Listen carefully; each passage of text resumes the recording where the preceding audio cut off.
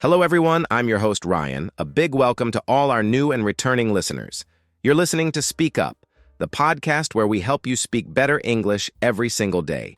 Whether you're commuting, cooking, or just relaxing, thank you for spending your time with us.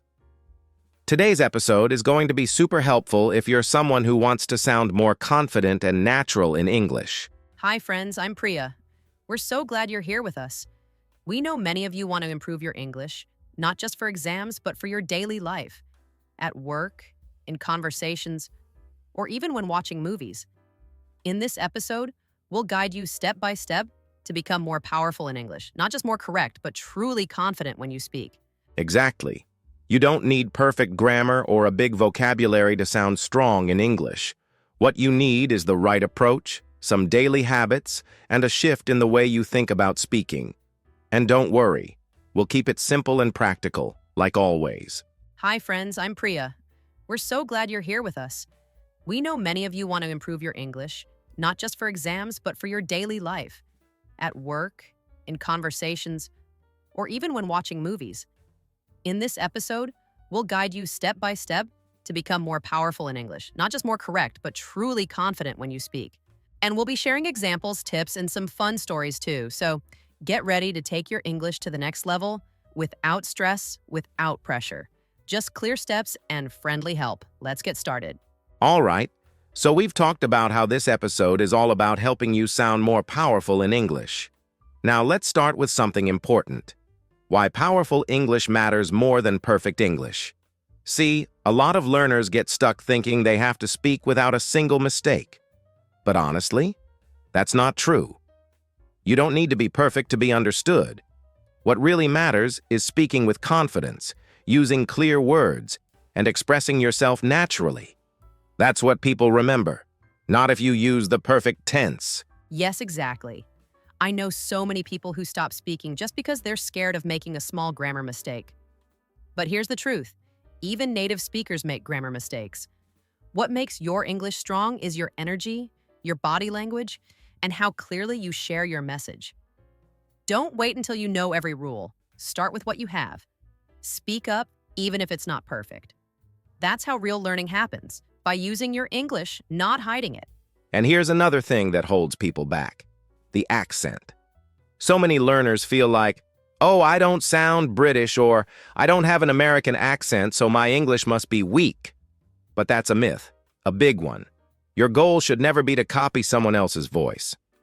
You have your own unique way of speaking, and as long as you're clear, that's what counts.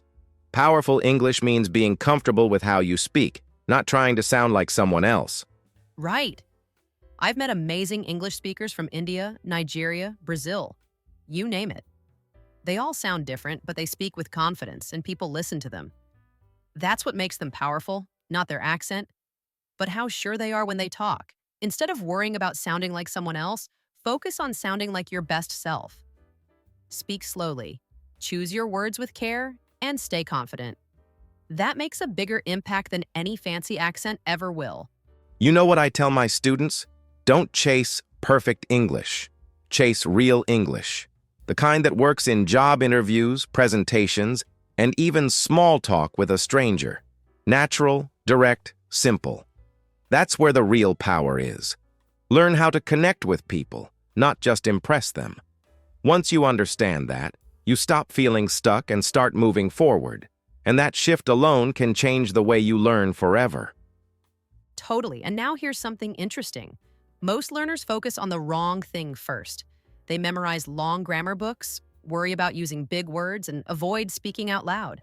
But the truth is, the most powerful speakers usually start with something else. We'll tell you what that is in just a minute.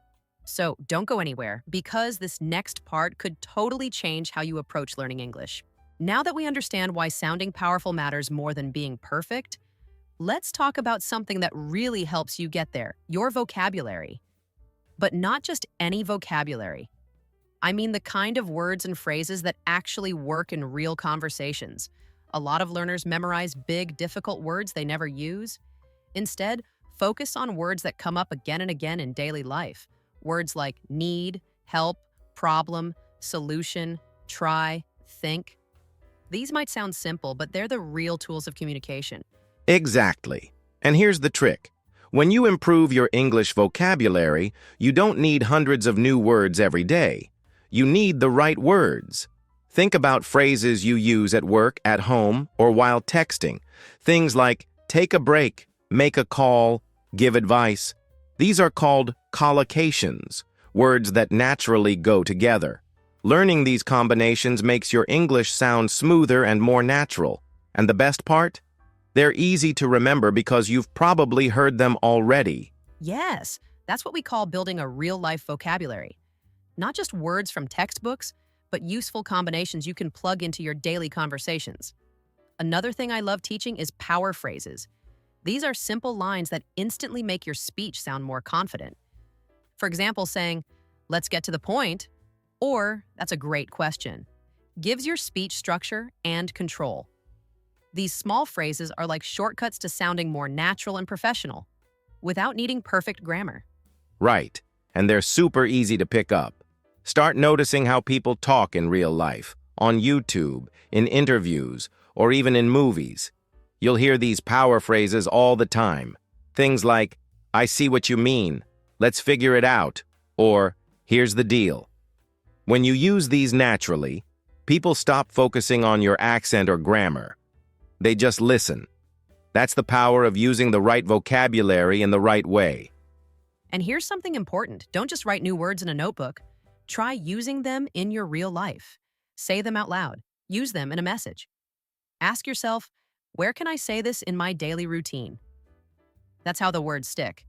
Improving your English vocabulary isn't about memorizing a long list. It's about using the words that matter every day in real situations. And here's your hook. There's one kind of word that 90% of English learners completely ignore.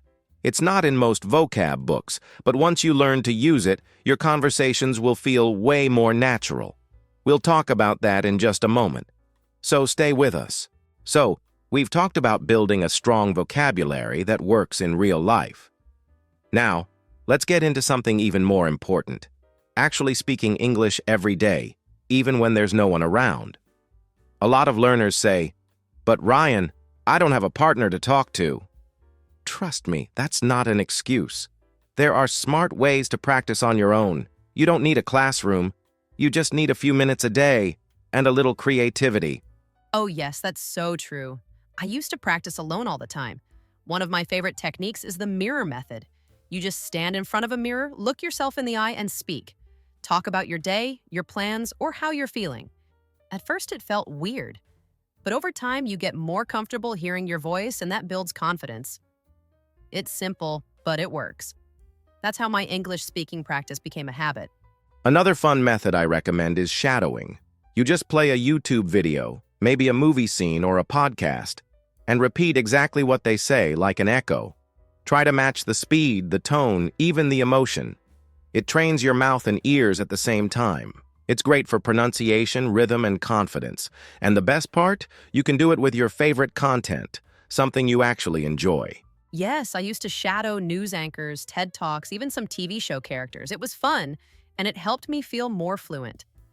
And let me add one more thing, talking to yourself with intention. That means don't just repeat random words. Create real conversations in your head. Imagine situations like ordering food, asking for help, or giving an opinion. Speak it out loud like it's happening. You're training your brain to think in English, not just memorize it. And we need to say this loud and clear. Consistency beats perfection every single time. Don't wait to feel ready. Just speak. Even 5 minutes a day can make a difference if you do it daily. Most people think, "I'll practice when I have time." But that day never comes. Build it into your routine. Make it part of your life, like brushing your teeth. The results will come faster than you expect. Speaking of results, I've got something cool to share. There's a simple daily routine I followed for just 3 months, and it completely changed how I speak English. We'll break it down for you in a moment. So stay with us, because this could be the thing that finally makes daily speaking practice stick for you. All right, so we've covered how to practice speaking every day, even when you're alone. But there's another side to speaking that people often forget: listening. If you want to sound more natural when you speak English, you have to train your ears first. Listening builds your rhythm, your pronunciation, and even your vocabulary. When you listen the right way, you start picking up how real people talk, not just textbook English. Yes. And I used to think I was doing enough by watching movies, but honestly, I wasn't listening actively. That's the key. Active listening. Pay attention to how people say things, not just what they say. Notice how they link words, where they pause, what expressions they use. That's how you learn real-world sentence patterns. It's one of the most powerful ways to improve your English listening skills because you're absorbing the language as it's actually used. And there are so many great ways to do this. You can listen to English podcasts while commuting, or watch short clips from your favorite YouTube channels. I always recommend listening to English news too. It's clear, neutral, and easy to follow. If you're a movie lover, watch with subtitles first, then try without. Your brain needs input before it can give output. That means the more you hear English, the more naturally you'll start speaking it. Exactly. It's like how babies learn. They don't speak for months, but they listen constantly. Then one day they start talking. That's what we mean when we say input creates output. The more good English you put into your brain, the more natural English will come out of your mouth, so don't skip listening. It's not just a passive activity. It's training your brain, your ears, and even your accent without you realizing it. Also, don't pressure yourself to understand every word. Focus on the feeling and flow of the conversation. You'll start understanding phrases and tone, even if a few words go over your head.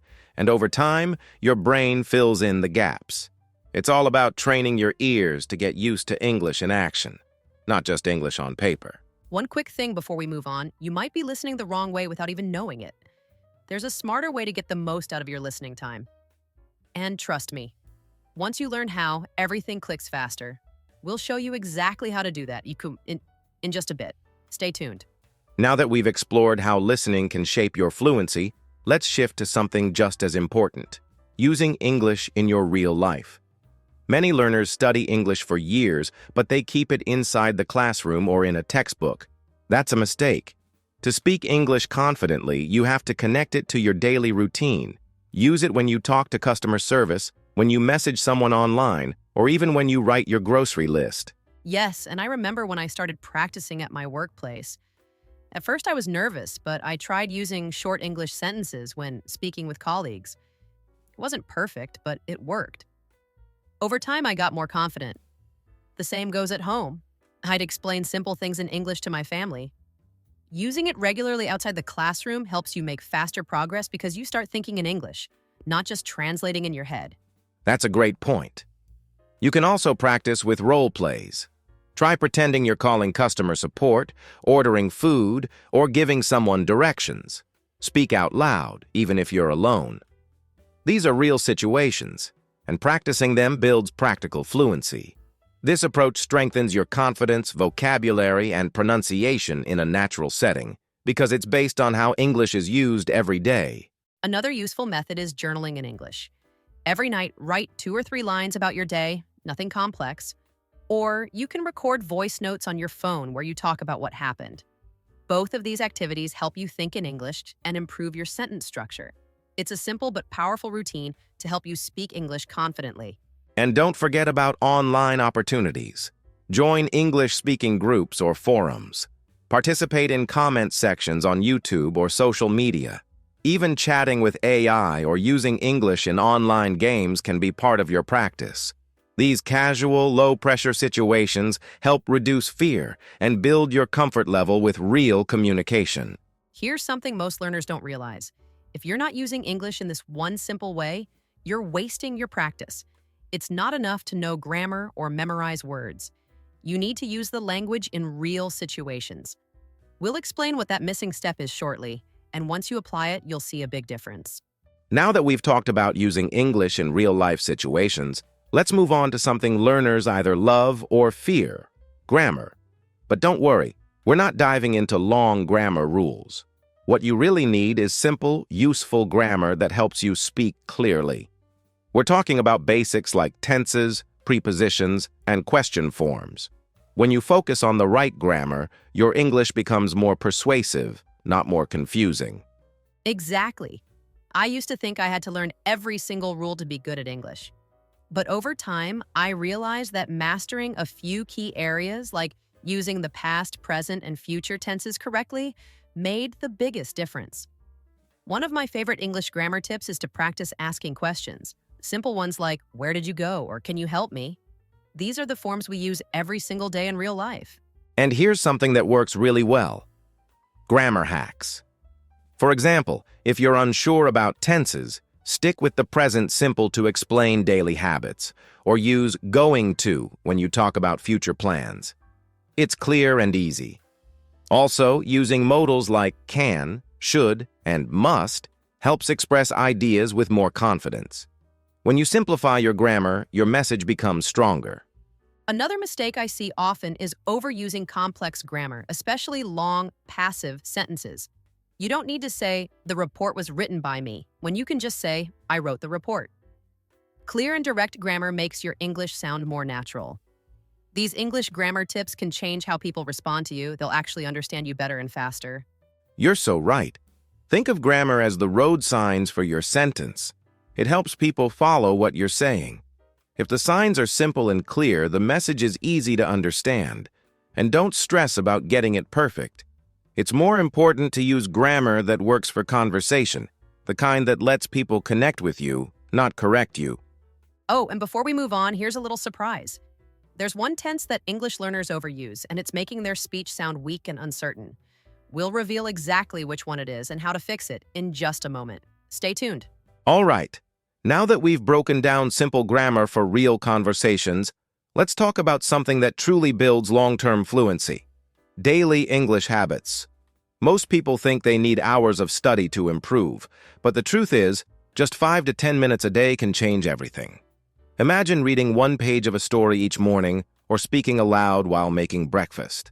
It may seem small, but these tiny actions stack up in a big way. Absolutely. I used to think I needed to block an hour just to practice English, and that made me avoid it.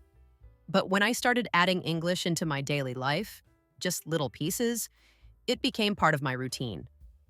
For example, I started listening to English podcasts during my walk and reading one motivational quote aloud every morning. These small steps gave me daily wins, and they kept me going. And here's something really cool: habit stacking. It means connecting your English practice with something you already do, like brushing your teeth. After that, try saying 3 English sentences about your day, or during your coffee break, learn one new word and say it out loud. These daily English habits don't need extra time, they just need to ride along with your current habits. That's how you build fluency without stress. That's such a smart trick. I started doing a new word challenge each night before bed. Just one word, I'd look it up, say it aloud, then try to use it the next day. One word doesn't feel like a lot, but after 30 days, you've got 30 powerful words that actually stick. And because they're tied to your routine, they don't feel forced. They become part of your lifestyle. Exactly, and the best part is, you start seeing results fast. Your brain loves consistency. When you practice in small amounts every day, your confidence builds naturally. It's like watering a plant. A little every day is better than flooding it once a week. These daily English habits are the secret to growing fluency without burnout. And here's the exciting part. You'll be shocked how just 5 minutes a day can totally change your fluency level in just 30 days. We've seen it happen, and we'll share how to make that work for you coming up soon. Finally, let's talk about something that many learners overlook, but it's actually a game changer: how your environment affects your English learning. Surrounding yourself with English, both mentally and physically, can boost English naturally without feeling like extra work. When your phone, your apps, even your music playlists are all in English, your brain gets constant exposure without you even noticing. That's right. I switched my phone language to English and started following English pages on social media. It was like stepping into an English-speaking world, even though I was at home. Plus, I joined some online English groups where people share tips and practice chatting. Being part of these communities makes learning fun and real, not just something from a textbook. And you don't have to be alone in this. Conversation clubs, online forums, or even casual meetups are great places to use English naturally. The more you immerse yourself, the faster your confidence grows. This kind of immersion is one of the best ways to boost English naturally because you're living the language every day, not just studying it. Exactly. When English becomes part of your daily life, it stops being a subject and starts being a tool you actually use. You learn new words and phrases naturally, and your speaking and listening improve without even trying hard. It's like your brain is absorbing English 24/7. And now, here's the exciting part. At the end of this episode, we'll give you a 3-step challenge to help you create your own English world. It's simple, practical, and something you can start right away. So don't go anywhere. Before we wrap up, Ryan, I just want to say how much I've enjoyed sharing all these tips with everyone. To all our listeners, thank you so much for spending your time with us today. We hope these ideas help you feel more powerful and confident in your English journey. Absolutely, Priya. Thank you all for tuning in to Speak Up. Remember, becoming powerful in English isn't about being perfect. It's about being consistent, curious, and confident. Keep practicing, stay positive, and we'll see you in the next episode. Take care.